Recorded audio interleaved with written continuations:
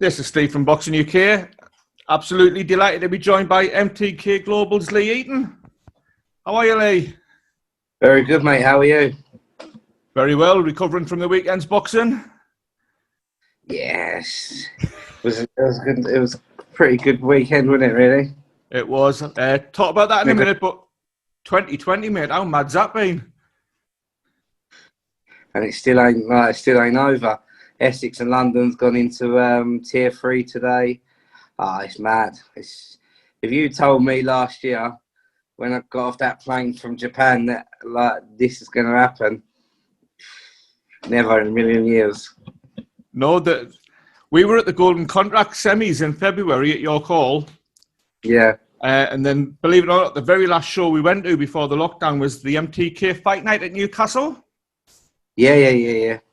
And then everything struck. So how quickly did you guys have to adapt to the pandemic, Lee, just to even keep going? You know what? We tried to crack on before the actual lockdown. We tried to do the semi-finals of the light heavies. We got to the draw day, which was the Tuesday.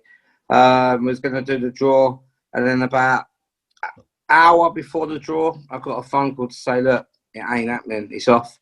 We tried everything in our power to get it done. We had the fighters there. The fighters were making weight. We had everything sorted. We was even going to obviously shut it down for fans and do it behind closed doors and take the hit. But unfortunately, we just couldn't get it done.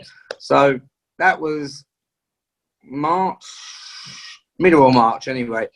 And then obviously it just went literally just nothing. So it was quite hard for myself personally, because obviously you go from every week you're at a show or doing this, doing that, and you literally had nothing. So it was just sitting indoors, just drinking,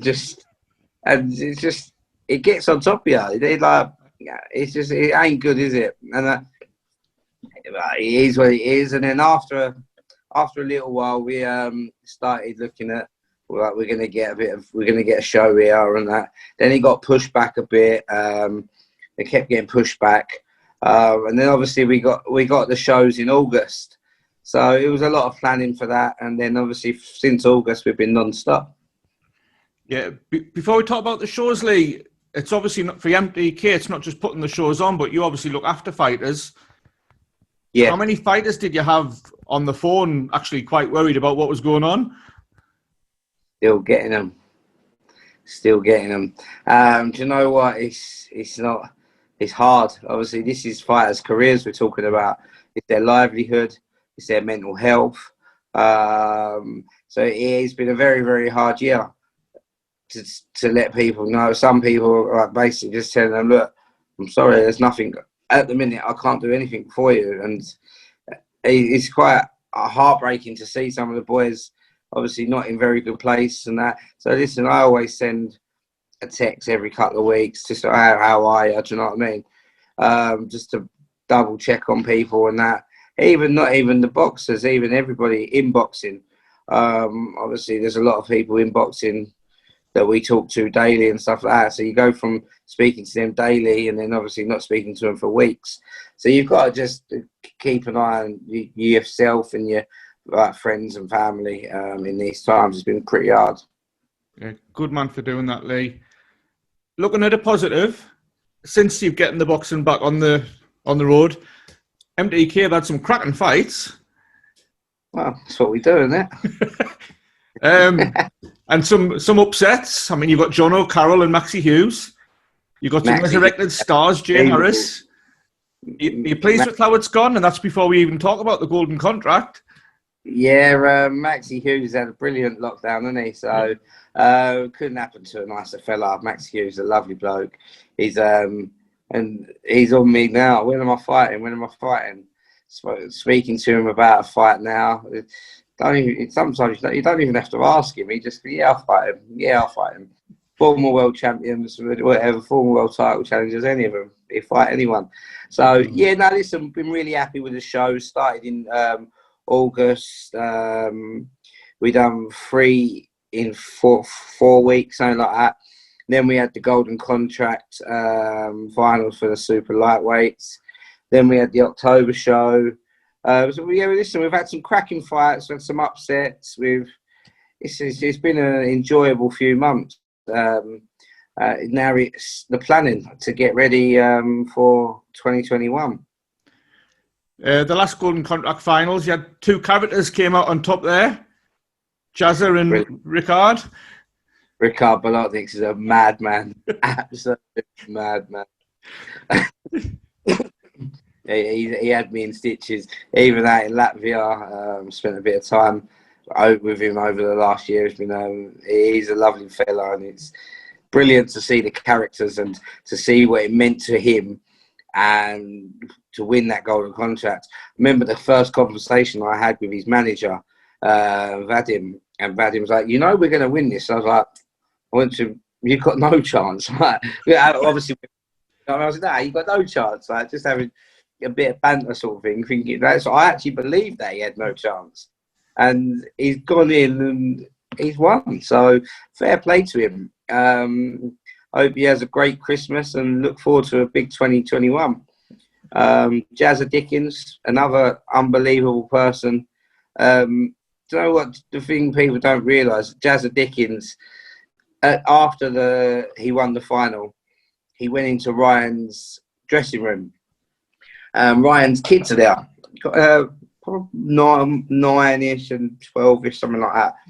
He's got on his hands and knees and sat there and said sorry for beating his dad in the fight. And do you know what, to see something like that? And when he come out, he said, I feel bad. I said, what do you mean? He went, I've beaten their dad.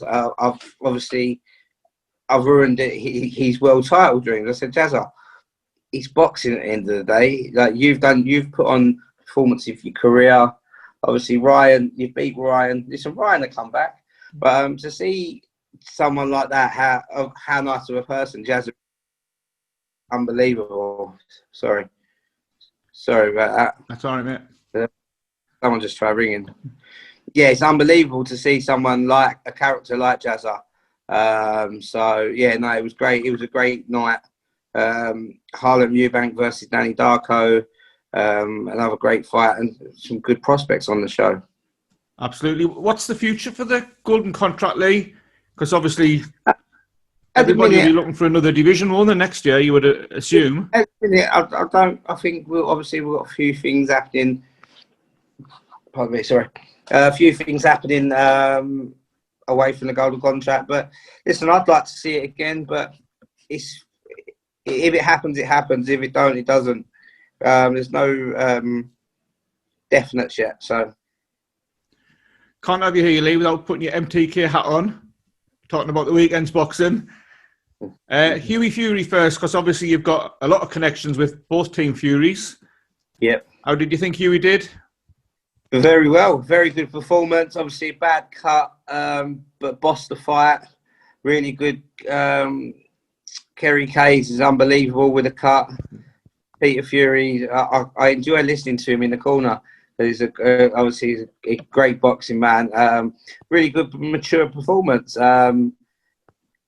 He's going to hopefully move on now and get another big fight. Because listen, people got to realise Hugo Fury's fought 3 of the top 10 heavyweights. I know he's lost them.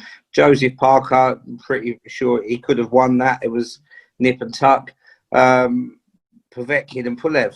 So he's had a very, very hard upbringing in boxing, if you know what I mean. But listen, he's done really well. A great performance, and look forward to him pushing on. Obviously, the main event, AJ Pulev. Have to give you your props, Lee. You called it. We saw your Twitter. 3 main events in 3 weeks. Spot on. Did you have any money on it? Nope. Oh, man. I had accumulators this weekend, and then Florian Marco let me down on all of them. Yeah, snap. Yeah, no, listen, this is a phenomenal talent, and obviously he's still learning on the job. But it was probably the best performance from AJ I thought it was over in the third. Very strange from the referee to give the standing count, but listen, it was doing the world of good to go to 9 rounds. Obviously, a great stoppage. Now there's no excuses. Make that Tyson Fury fight. Simple as that. That's the next question, Lee. Obviously, everyone's talking about Tyson Fury. Got to happen. Got to happen. Yeah. No matter what, it's got to happen for the fans, everybody. A lot of people are saying, "Oh, it's going to be in Saudi Arabia." I don't know where it's going to be, but if it is in Saudi Arabia, listen, fair play to them. They've got. If you've got 200 million in one pot or 100 million in one pot, I know what pot I'm going for. Don't worry about that. And everybody else. Some people might not like that though, Lee, but it's the truth, isn't it? Mate, listen, you got to go where the money is, and obviously, listen, there'll be a number 2 fight, and hopefully that'll be in the UK. So, I don't think we're going to miss it. It is what it is. Good, both lads got families and that, so I hope they're going on a nice few quid. Can I ask what MTK's role in it would be, Lee, in trying to make the fight? Because you've got obviously Eddie and Matchroom, you've got Frank Warren, Bob Arum. How much or how many strings can MTK pull to do their best to make sure that it happens? To be honest, I don't deal with anything to do with Tyson or AJ or anything like that, so I wouldn't know, mate. Obviously, Tyson's managed by MTK, but obviously the big TV fights and that I don't really have anything to do with, so I can't really comment on that. No problem. I have to ask you, if it happened, who wins the now? I'm Team MTK, that's all I can say. I thought you might. Just a couple of quick things. I saw you, half in jest, put a tweet out about inviting Michael Hunter to get in contact with MTK. Oh, he's a great fighter, isn't he, Michael Hunter? Has he been in touch?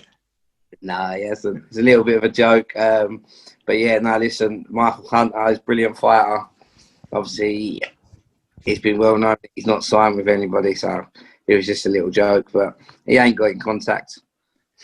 No problem. And just the last one now, your next show, am I right in thinking it's Lee McGregor? Lee McGregor versus Cash Farouk. Sean McComb versus Gavin Gwynn for the Commonwealth. Craig McIntyre versus Mikey Saki. Pierce O'Leary in a step-up fight. Mark McEwen and Hassan Azim. Possibly another one. Quality. And when's that, Lee? Do you want to tell us when it is and when fans can expect it? The venues at the minute, possibly moving it to Carlisle. We're just having a look at the minute because obviously in Scotland, we're trying to get as close to Scotland as possible due to obviously Lee McGregor, Mark McEwen on the bill. So yeah, we're just looking at other venues, seeing what we can do. We've loved our time down at the Wakefield.